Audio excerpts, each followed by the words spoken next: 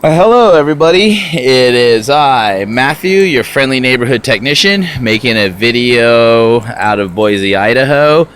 Tonight or this evening, we are going to look at what I am now referring to as the nightmare.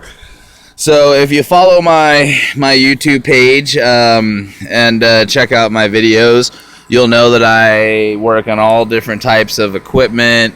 Automotive, you name it, lawnmowers, cars, from Ferrari to Ford to Hustler to Craftsman. I've got a few different engine rebuilds and refurbishes and stuff like that. So, and you'll also see that I do this enough every day that I eventually run into nightmare jobs. And I'm going to tell you right now, on all aspects of the plane, from just things breaking down with the customer, to the amount of time this has taken, to all the extra expertise and knowledge I've had to put into it. This job has turned into a nightmare, I'll tell you that much. So hopefully we can turn it around, because as you know, I'm also very well known for taking nightmares and situations like this and completely and utterly turning them around. So where are we at on this Hustler? Well, I basically rebuilt the engine minus the pistons, piston rings, crank gear, camshaft, and cam gear. Everything else has been completely refurbished and redone. We ultimately started with multiple oil leaks, with the main one being at the case gasket, oil pan gasket, whatever you want to call it. In order to change that, you have to pull the engine and crack the engine open. Once we cracked the engine open, we found a broken spacer that sits in between the crankcase and the camshaft itself. I'm sorry, the crankshaft itself. That spacer was 0.02 of an inch, and it was completely broken in half due to wear and tear. And so at that point, we also found other internal damage, like clogged and messed up hydraulic lifters that were beyond repair and clean. So we replaced all kinds of different stuff on this: cylinder head gaskets, valve covers, valve cover gaskets, hydraulic lifters, gaskets, seals, you name it, spark plugs, all that stuff. We kept all the main hard parts and attempted to reuse, like the starter and stuff like that. We didn't replace that stuff. So I got it all done. It turns over by hand wonderfully, smoothly. It's got oil in it. The only thing is I don't have the muffler hooked up, but that's because, as you can see, I'm doing a lot of electrical work to it. And so that's just where I'm at right now. I need to be able to get in there. We even have all brand new exhaust manifold and all that stuff. Now, this job has taken way longer than I wanted it to. A lot of that time has been attributed to waiting 4 or 5 days for parts to come in and stuff like that. And that's just how this stuff plays out. And so where we're at now, we got all this installed, got everything wired accordingly, got everything set up, and we have a no start, no crank issue. And we've had it for days, and we've been diagnosing the heck out of it. We've even called in the Cavalry. Now, the Cavalry for me is my mentor.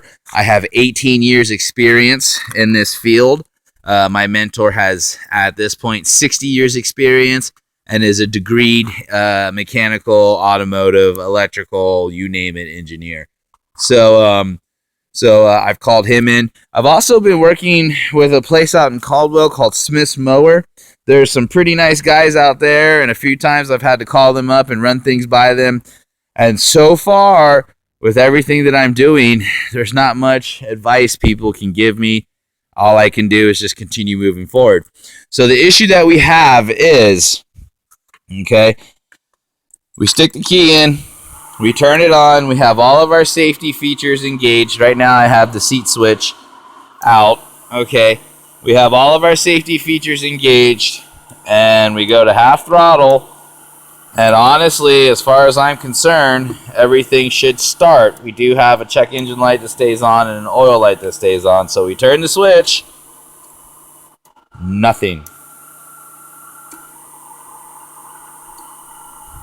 Okay, so since I have that issue, all right, well, what do we do next? Let's go ahead and try to see if we have any engine code. So on the Hustler Z, what you're going to do is go off, on, off, on, off, on.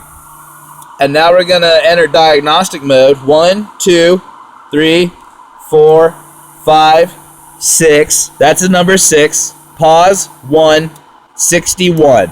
So what that flash just translated to me is a 61. 61 translates out to no fault codes present. In other words, the ECU is clear of fault codes. Now, one of the things that I read on this is that if the check engine light is on and stays on, that actually means you have an issue with the EFI or the computer itself. Now, I may be looking at a somewhat complicated song and dance of having to relearn the computer and the throttle position sensor. However, part of that steps is to get the thing started and get it to turn over, and I can't get it to do that. So where do I go from there? Once I've entered diagnostic modes and I see that I have no diagnostic codes whatsoever, at that point I called in the Cavalry, which is my mentor. I talked to Smith's Mower. We all finally decided that it was no longer time to look at the labor that was done or any of the wiring that was done, but it was time to start looking at the safety start procedure and the mechanisms. So on this motor, you've got 1, 2, 3 safety switches that all need to be engaged ultimately to have this thing running. Now here's the deal. The seat safety switch is not tied in to the starting safety switches, okay?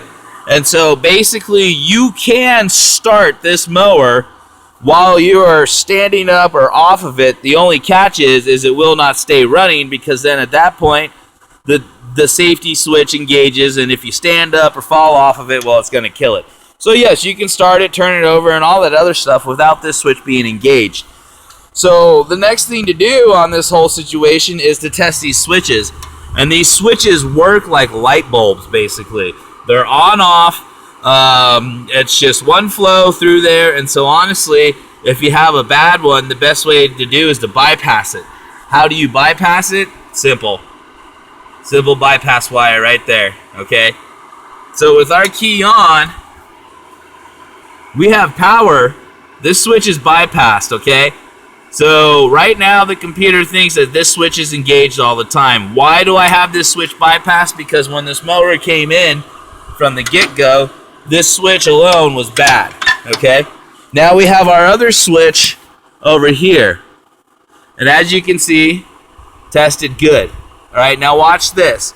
With it closed, the computer sees a constant light. And so right now the computer knows that it should start. So let's go ahead and turn the switch off. Bam, look at that. Light goes off.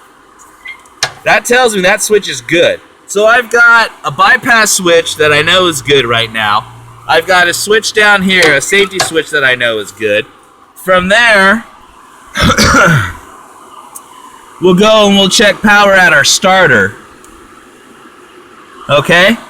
Now I've got power between the starter and the regulator right here.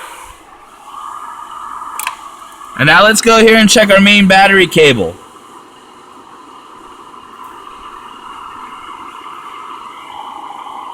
We've got power in the main battery cable. Now let's go down here and check our post.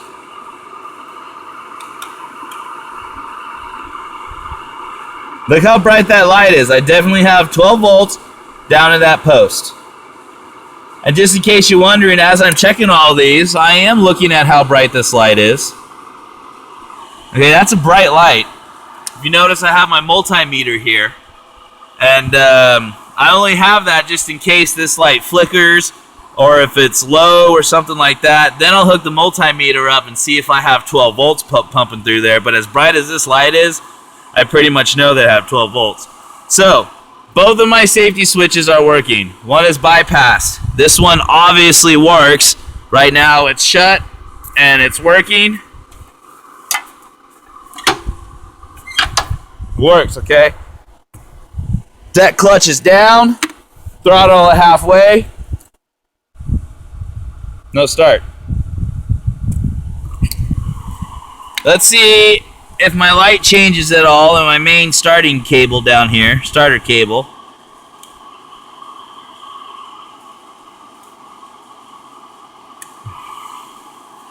Actually, I may not be able to do this one-handed here.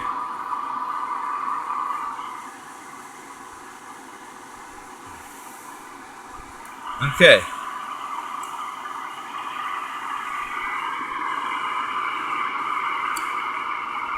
My light doesn't dim. And I already checked it with the multimeter for the battery. I don't have a big drain. So, according to all the powers that be on this mower, there's no reason why it should not be starting right now. Now, I've done some research, okay? And I found that Hustler, for whatever reason, has an upgraded starter relay system for this. And I've also talked to some other mechanics and also done some other online research that have said that have ran into the same problem and have mentioned installing a larger gauge wire between the ignition switch and the starter relay. So I have those suggestions to look at. I also do need to look deeper into the computer ECU relearn procedure.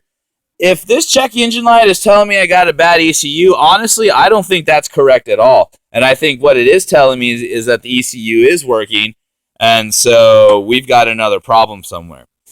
So that's where I'm at on the nightmare of a mower, and we'll just keep moving forward and get this done. If there's one thing I'm known for by reputation in this town, it's being honest, it's being straightforward, and it's not giving up. So, all right, everybody. Well, thank you for supporting me. Matthew, your friendly neighborhood technician. Make sure you like, share, check me out on Facebook. I hope everybody has a good night.